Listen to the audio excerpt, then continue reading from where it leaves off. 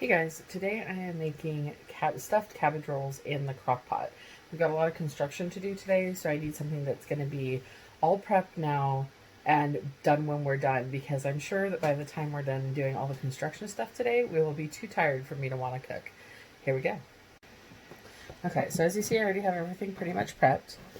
Right here we have just a can of petite diced tomatoes, the big can like this. To that we're adding half a cup of red wine, 2 tablespoons of balsamic vinegar, 1 teaspoon each of marjoram, sage, thyme, and basil. Make sure I get all that out of there. And then this is 1 tablespoon of chopped garlic and 2 teaspoons of sambal, which is just a red chili paste. If you don't have a chili paste, you could always use a couple teaspoons of a chili flake instead. And then over here we have just 1 rib of celery chopped up, which we're going to throw into there. And a whole onion. I'm going to keep back about a handful of this to throw into the filling mixture. Handful, like maybe half of it. But it's just a medium onion, diced small as well.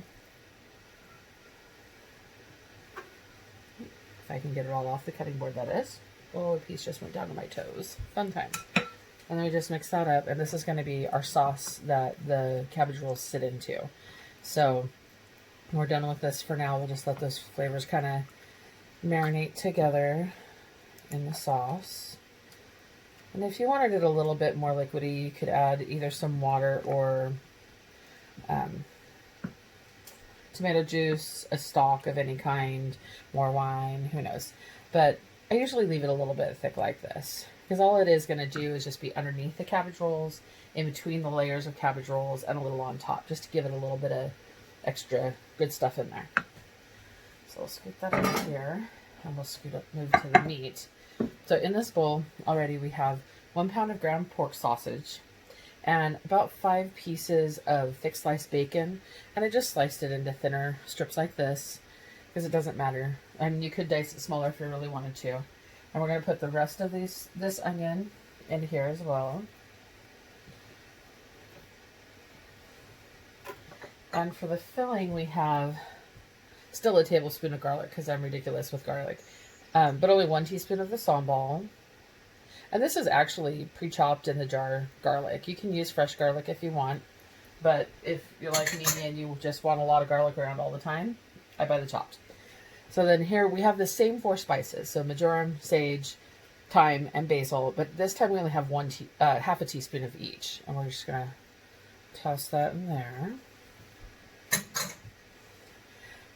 And I just mixed it up with my hands. I suppose if you really wanted to, you could get a spoon out to do this, but I just feel like it's easier to make sure that it really gets mixed good if you just use your fingers.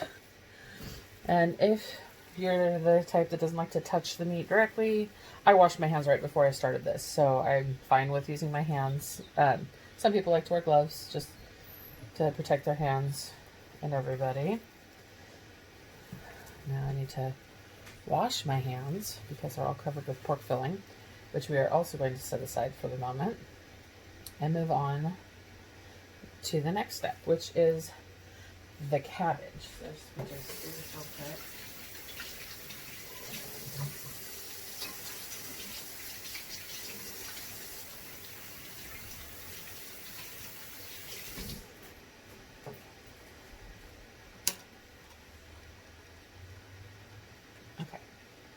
So with the cabbage, what we've done is we have cut a hole on this end. And there's still a little bit of that core in there. It's just a little bit of a hole to let most of these leaves be loose.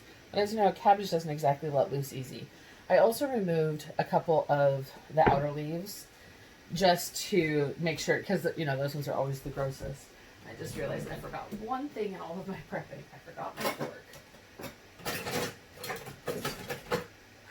Where's my fork? There it is. I know it's a huge fork, right? It's a big fat carving fork. And what you do is just stab it into the core that still remains. Make sure it's in there pretty firmly, because this is how you're going to take it in and out of the boiling hot water to blanch the cabbage leaves. Okay, so we've got an ice water bath here, ready to go. We have just a towel. It's on top of my marble slab, or my granite slab. And then we have, as I showed you, the fork in the cabbage. And we're going to take it over here to a big stock pot. It's only about half full of water, and it's just barely below boiling, because it doesn't have to be boiling. We're just going to blanch these cabbage leaves. And the reason we only do the water about halfway is because the cabbage takes up a lot of space, and it will overflow. Honestly, it seems like maybe I could have done a little bit more water in there, but you just want to kind of roll around the cabbage in that hot water, get the leaves a little bit softened, and I always have a little pair of tongs, because then when a leaf looks like it's starting to come loose, like this one here, I can pop it off of there. I'm just giving it another second in the water. And you don't want these fully cooked. So once they're good and steamed, bring them over here to the ice water bath, cool them down, and then move them over to your towel. And this process takes a little bit of time, but apparently we had just a random half of a leaf that was ripped. It was also loose. It takes a little time to go through all of these, so you just kind of keep doing the same thing. Loosen a leaf or two, maybe. It fell right in there. This is why we use tongs. And I'll have to totally clean my stove off again after I'm done. We just do this for the entire head of cabbage. I'm not going to make you guys watch me steam an entire head of cabbage. And don't worry about that little weird spot. We can cut that off when we're doing the rolls. Okay. You can cut it. Oh. Okay, we've got all of our cabbage blanched off and cooled down, ready to go. This little core that's left in the middle, I usually cut it in half and then just cut up the bits a little bit. Kind of chop them almost, like you would when you're dicing. And then I add it to the mixture over here for the sauce. Then you get a little bit of that cabbage flavor over here. You can cut it as big or as small as you want it to be in the sauce.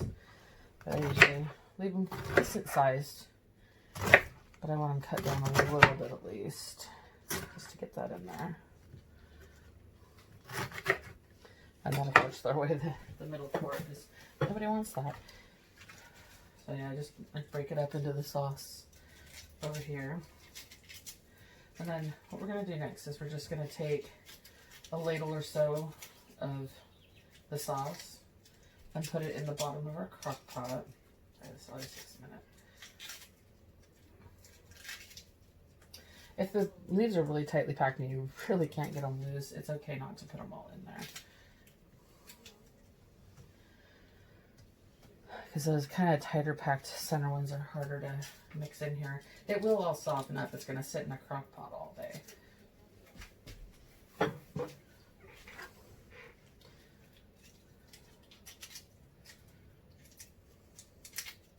Sorry, this part's a little boring.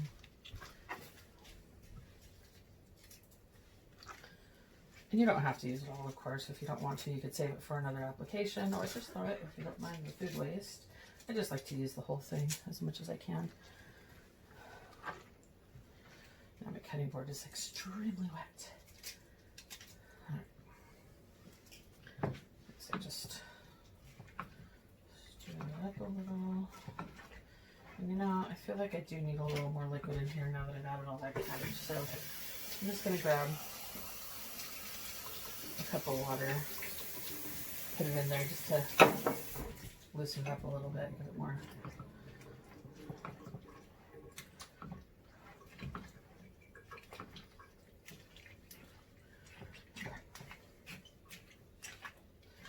More or less. This doesn't have to be pretty or perfect. It's just going into a crock pot. Just grab one of my ladles.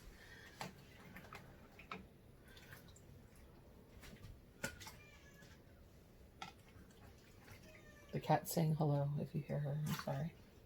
Okay, so there's just that little bit of liquid, and really liquid in the bottom isn't a bad thing because this is just going to protect the cabbage leaves from scorching on the bottom. So, grab a towel here and mop up the excess hair. Alright, so what we're going to do is going to grab one of these leaves. This one's about a middle-sized leaf. I'm going to cut just the middle part of the vein out right here because it's kind of tough and it doesn't roll real well. And you're going to flip it around and you're going to grab a little bit of the meat. You don't have to put a lot of it in there. The more, obviously the bigger leaves you can put more meat in, and you will end up with varying sizes of rolls if you use the entire head, which I usually do. And then just fold the leaf over to the side. Over to the side again like this, kind of stretch it out a little, roll it up, and put it in your crock pot. Now, I keep doing this, obviously, several times because there's a lot of leaves over here. And I put, once I get a layer all the way around the bottom, I put more of the sauce, just a layer of the sauce on top of those rolls. And then keep going. I just keep going until I run out of leaves or run out of space in the crock pot.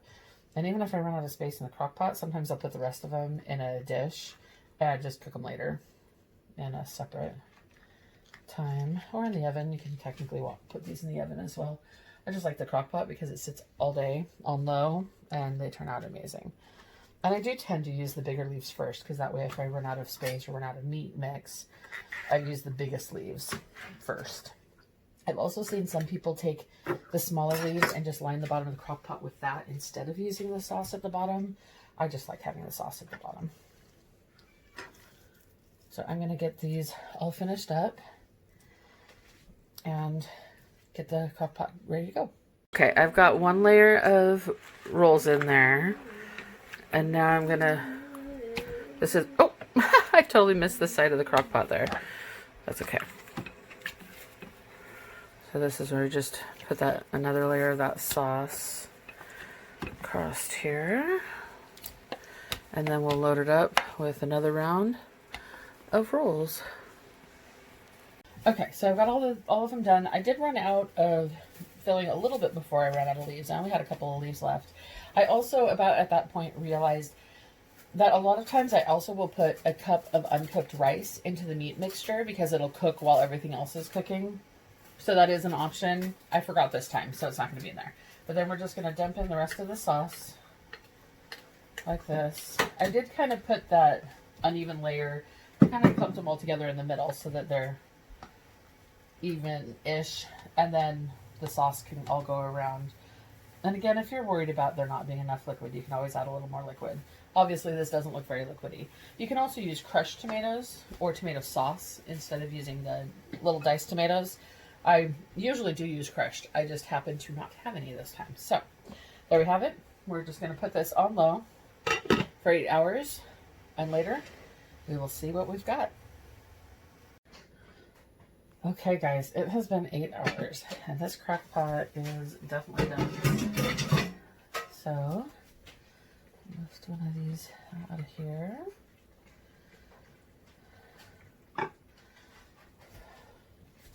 Maybe 2 of them because we've been doing construction and I'm super duper hungry. And then in this pan here, just made some egg noodles with a quick butter, parsley, and garlic sauce to go along with.